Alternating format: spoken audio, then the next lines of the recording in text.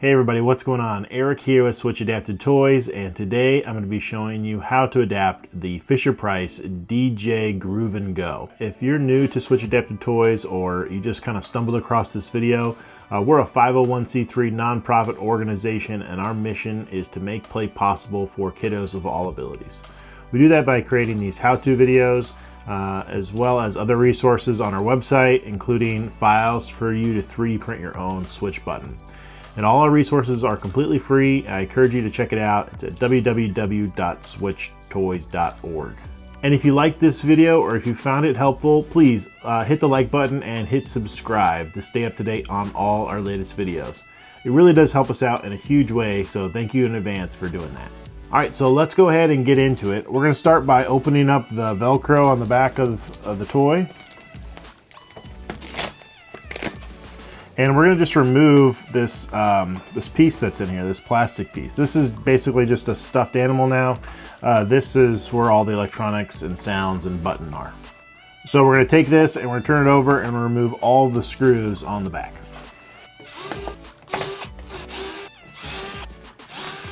There are also a few screws that are underneath the battery compartment lid, so we wanna remove those as well.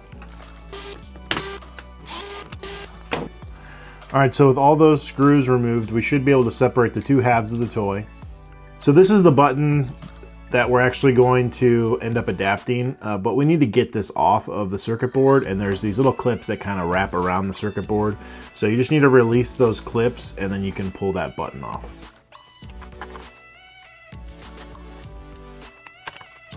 And just so that I don't lose them, I'm gonna remove the two springs that were underneath the button. So the next thing we're gonna do is drill our hole so that we can get our headphone jack wire into the toy. So I'm just gonna drill my hole kind of to the side of the circuit board right here. And you just wanna make sure that you use a drill bit that's the same diameter of the headphone jack that you're gonna use.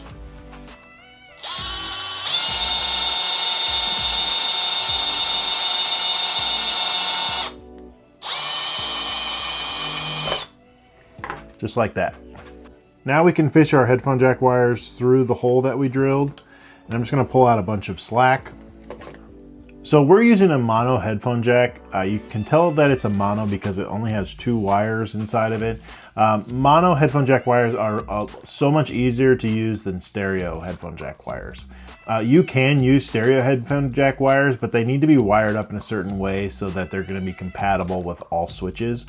And you just don't have to worry about that with mono. So I encourage you to find some mono headphone jacks. I'll put a link in the description to the ones that we use. It makes life so much easier. And before I solder my wires to the circuit board, I like to get a little bit of solder just on the tips of the wires. It makes things a lot easier when you're going to solder it to the circuit board. But all I'm gonna do is basically use my soldering iron to heat up the solder, and it basically is just a metal that melts really easily. And I just kind of want like a glob on the tip of that wire. Don't let soldering scare you. It's not that difficult. I am not an electrician or really trained or in doing this, but it's not that hard.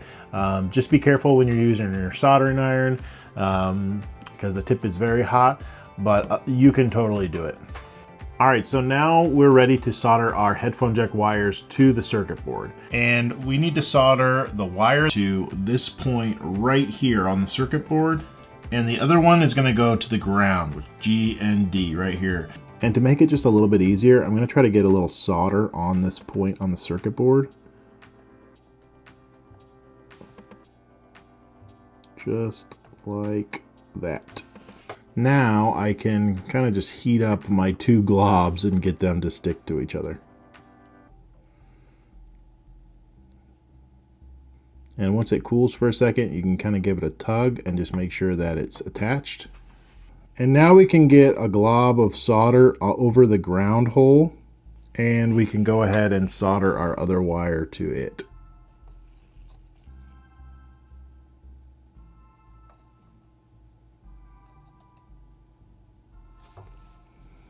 And you can give your wire a little bit of a tug and make sure that it's attached.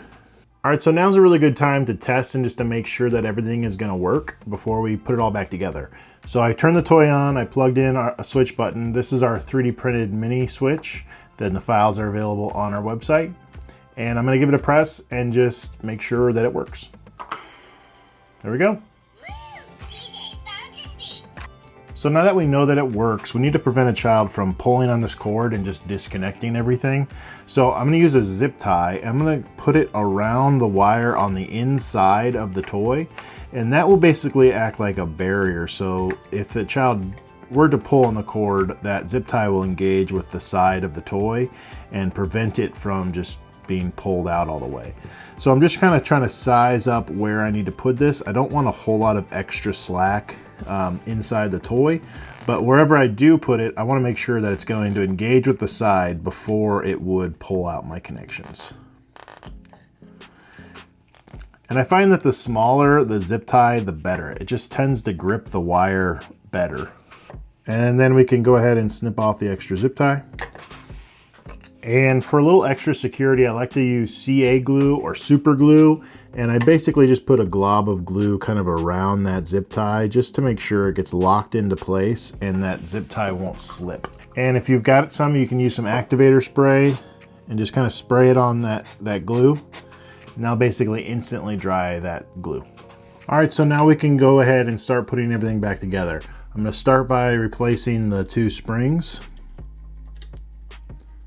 and then clipping the button back on. Now this button has a direction that it goes in. Basically you want like the fatter end of the button away from the speaker.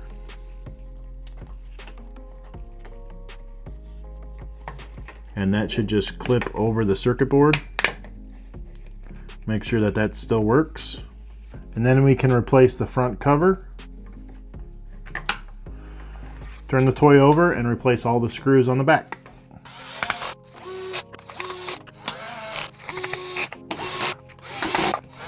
And then let's replace the battery cover.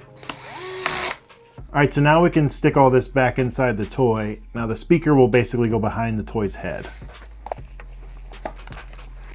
And just go ahead and Velcro it all back up. All right, so let's just plug it in and make sure that it still works. There we go. All right, so that's pretty much it.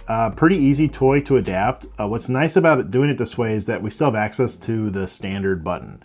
So you can activate this toy using that button or using an external switch. If you like this video or if you find it helpful, make sure you hit the like button and hit subscribe to stay up to date on all our latest videos. It really does help us out in a big way, so thank you in advance for doing that. Like I said before, Switch Adapted Toys is a 501c3 nonprofit organization, and our mission is to make play possible for kiddos of all abilities. We do that by creating these how-to videos, as well as files for you to 3D print your own switch button, and all our resources are completely free. So if that's something that you're interested in finding more about, you can do so on our website at www.switchtoys.org. And if you've got a group or an organization and you want to adapt toys kind of on a bigger scale for kids in your community, you can form what we call a switch chapter, where we kind of help guide you through that process.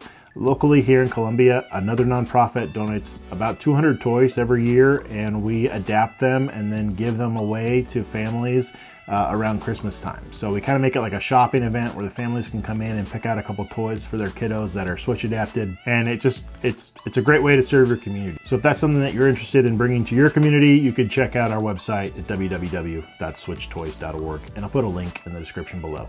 Lastly, if you're interested in a switch adapted toy but doing it yourself isn't your thing, that's okay, we've got you covered.